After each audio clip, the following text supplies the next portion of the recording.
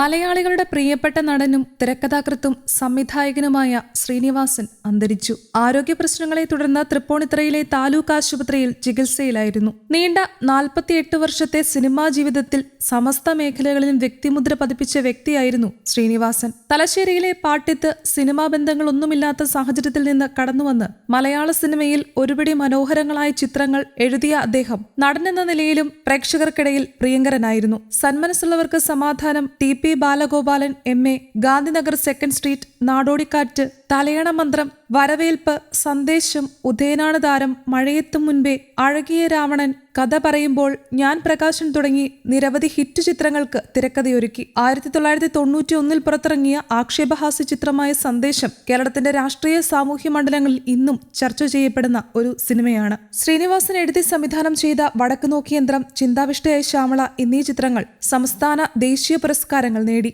വിമലയാണ് ഭാര്യ.